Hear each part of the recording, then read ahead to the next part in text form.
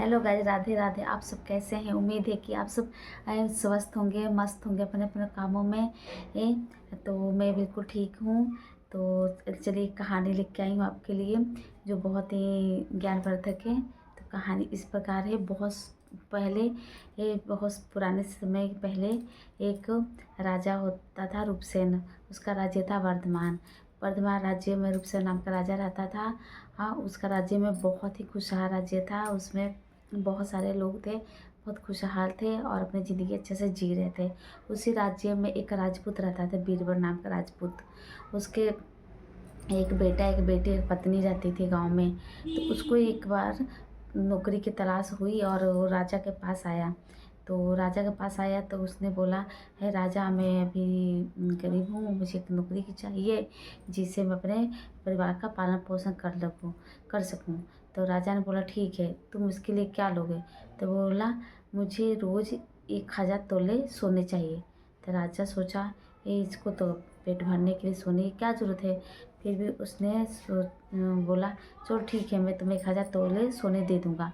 तो राजा उसको हर रोज़ 1000 तोल सोने दे देता था। तो फिर राजा सोचता था ये क्या करेगा। पर रास्ते में आते समय जो था बीरबल नाम का राजपूत, वो रास्ते में जब आते समय वो जो सोना होता था वो गरीब दुखियों में थोड़ा सा बांट देता था। जिसको ज़रूरत होती उसको देता था, गरीबों को खाना खिलाता था।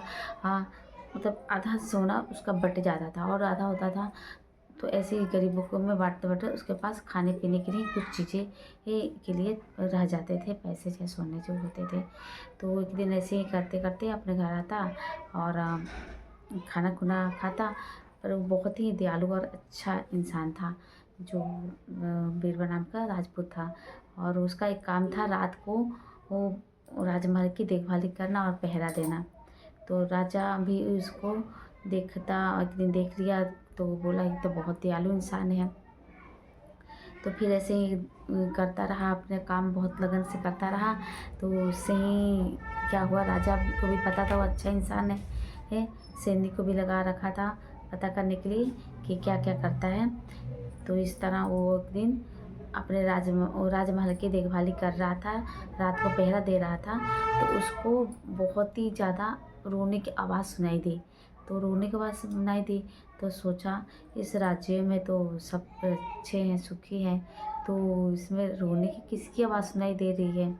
तो फिर वो बहुत ही भारी मन से वहाँ जहाँ से अब रोने की आवाज़ सुनाई दे रही थी वहाँ पे गया तो फिर वहाँ पे एक बहुत सुंदर सजी हुई स्त्री बैठ के रो रही थी। तो उन्होंने बोला, हे रानी, आप कौन हो? हे बहन, आप कौन हो? ऐसे कुछ बोला। तो बोली, ये मैं राजलक्ष्मी हूँ, लक्ष्मी हूँ राजमहल की। पर मैं बहुत दुखी हो गई हूँ। अब मैं इस राजमहल को छोड़ के जाने वाली हूँ, क्योंकि इस राजा का वक्त पूरा हो गया है और मुझे यहाँ से जाना ही पड़ेगा। और नहीं तो वो इस राज्य में दरिद्रता आने वाली है, गरीबी छाने वाली है और राजा की मृत्यु भी होने वाली है। तो बोला बीरबल नाम का राजपूत, तो इसके लिए मैं आपके लिए क्या कर सकता हूँ? तो राज्य लक्ष्मी बोली, आपको करना कुछ नहीं है, बस आप अपने बेटे की बलि दे दो। तो फिर इसके बाद मैं नहीं जाऊंगी इस राज्य से छोड़कर, और तुम्हारा राजा 100 साल जीवित भी रहेगा राजपाल की देखभाल करते हुए। तो ऐसे ही सोचते सोचते बीरबल था राजपूत घर आया और अपनी पत्नी को बताया। तो जो बच्चे थे वो भी सुन लिए। तो उसका बेटा था, वो बोला, पिताश्री, आप मेरा बलि दे दीजिए, क्योंकि मेरा बलि से बढ़कर राजा हैं और मैं जिंदा रहकर क्या करूँगा? अगर राजा जिंदा रहेंगे तो पूरे राज्य की देखभाल करेंगे और उनके राज्य की देखभाल करने से हमारा राज्य सुखी रहेगा।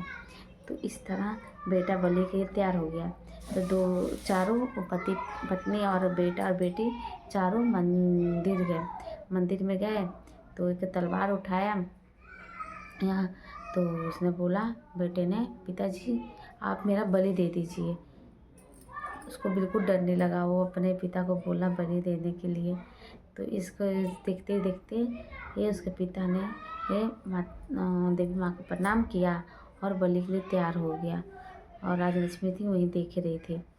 और फिर बलि के तैयार हो गया, उसने तलवार उठाया, बेटे को वो सिर धड़ से अलग कर दिया। बेटा वहीं पर छटपटा रहा था धड़ होने के बाद भी।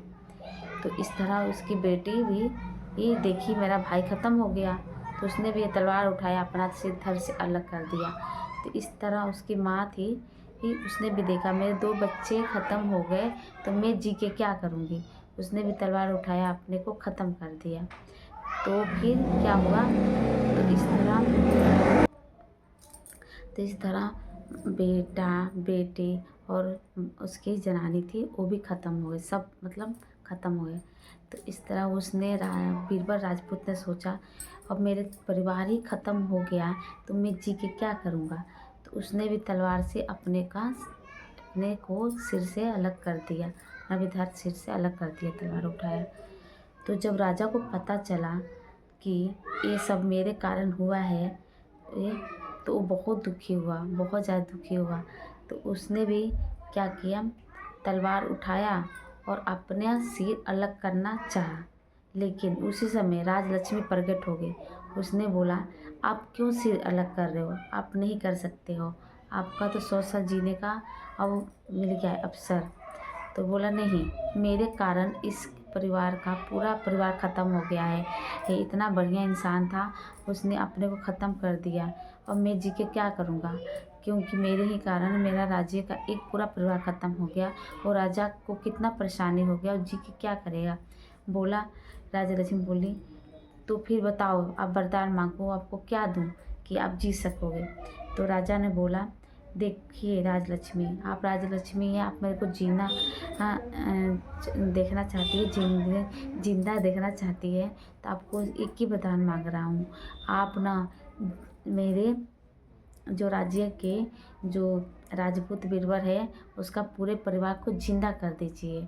तो फिर राजलक्ष्मी ने बोला ठीक है, मैं आपको एक गंगा जल छिड़कने के लिए दे रही हूँ, अमृत जल छिड़कने को दे रही हूँ, आप उन धरों पे छिड़क दीजिएगा कि वो सारे जिंदा हो जाएंगे। राजा ने ऐसे किया, जल लिया, चारों पे छिड़का। पहले के ज़माने में ऐसा होता ही था, जब राजा के ज़माना होता था तो कुछ भी हो सकता था। तो उसने छिड़का राजा ने चारों के धरों पे, तो चारों जिंदा हो गए, उनके सब धर मतलब जुड़ गए। और सब ने राजा को बहुत बहुत प्रणाम किया और बोले आपने हमारी ज़िंदगी बचाया है, आपका बहुत बहुत धन्यवाद। तो राजलक्ष्मी भी खुश हो गई, इनके बलिदान को देख के राजलक्ष्मी भी खुश हो गई और बोली देखो कैसा उनका पूरा परिवार है और राजा भी कितना अच्छा है, अपने प्रजा के लिए ये जान देने वाला था। और प्रजा भी कितनी अच्छी है जो राजा के लिए जान दे चुके थे। तो इससे राजलक्ष्मी खुश हुई और उन सबको वरदान दी कि आपका राज्य पूरे 100 साल तक आबाद रहेगा और आपकी ज़िंदगी को कुछ भी नहीं होगा। इस तरह राजा भी बहुत खुश हुआ और प्रजा को भी पता चला तो बहुत खुश है कि ऐसा राजा हमें मिला रूपसेन जैसा। तो जो थे बीरबल राजपूत वो उनका परिवार तो जिंदा हो गया और हंसी खुशी ज़िंदगी जीने लग गए। और राजा था, उनको भी ये बीरबल को बहुत सारा धन दौलत दिया, उनके लिए एक छोटा सा घर भी दे दिया, खेत दे दिया। तो सबकी ज़िंदगी अच्छी हो गई। और इस तरह आप कहानी में बताइए सबसे बड़ा बलिदान किसका था, राजा का था या बीरबल राजपूत का था। तो आप बताइए। देखिए मैं आपको बता दूं, क्योंकि बीरबल राजपूत का तो धर्म था, क्योंकि वो सेवक था राजा का, तो उसका तो धर्म था कि कि वो अपने राज्य के लिए अपनी जान दे, अपना धर्म पूरा करे, अपना पूरा धर्म पूरा करते हुए ज़िंदगी ही निछावर करे। लेकिन राजा को क्या था, राजा को तो नहीं था इसमें कि मैं अपने प्रजा के लिए जान दूँ, क्योंकि प्रजा के लिए सेवा करना ही राजा का धर्म होता है। लेकिन राजा इतना अच्छा था तो अपने प्रजा के लिए जान भी देने को तैयार हो गया। तो इस कहानी से शिक्षा मिलती है अपनी प्रजा के लिए ये कुछ भी करने को तैयार होना चाहिए और इसीलिए वो राजा कहलाते हैं। और प्रजा का तो काम ही है अपने राजा की पूरे बात को मानना। जो राजा अच्छा होता है तो प्रजा उसकी बात मानेगा, तो उसके लिए तो अच्छा ही होता है कि मैं राजा अच्छा रहे और राजा का प्रजा भी अच्छा रहे। तो आपको कहानी कैसी लगी, तो आप कहानी को लाइक कमेंट शेयर ज़रूर कीजिएगा मेरी वीडियो को, और चैनल को सब्सक्राइब कीजिएगा। तो राधे राधे, जय श्री कृष्ण।